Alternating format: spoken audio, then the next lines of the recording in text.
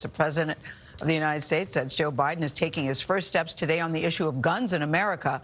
The executive actions include a call for federal reviews on some specific gun safety issues, but they're far short of the more sweeping changes that many of the Democrats want. Weijia Jiang is at the White House with more on this story. Weijia, good morning to you. Now, this is important because it comes after a series of mass shootings. What's going to be announced today, do you think? Oh, good morning to you, Gayle. President Biden is expected to launch a series of modest measures like directing the Justice Department to issue new rules and investing in community violence interventions. The White House stressed these are only initial steps because, Gayle, frankly, there's only so much the president can do by himself, why he is urging lawmakers to do their part, too. Among the actions President Biden is taking to address gun violence, an order to review federal policy on so-called ghost guns, self-assembled weapons that require no serial numbers. Another would review the use of stabilizing braces on pistols, which turns them into short-barreled rifles. The president will also ask the Justice Department to draft model legislation to implement red flag laws at the state level to prevent people facing mental health issues from accessing firearms.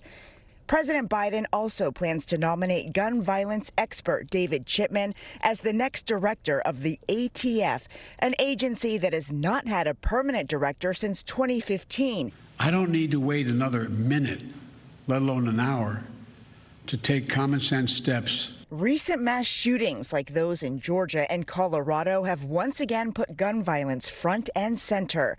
As a candidate, Mr. Biden promised legislation including a ban on assault rifles. In fact, my first day of office, I'm going to send a bill to the Congress repealing the liability protection for gun manufacturers, closing the background check loopholes and waiting period.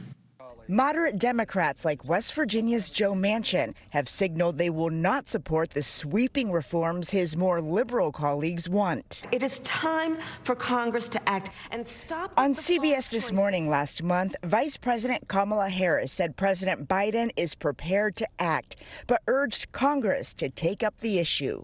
I served in that body, and I believe that it is possible, it has to be possible, that people agree that these slaughters have to stop.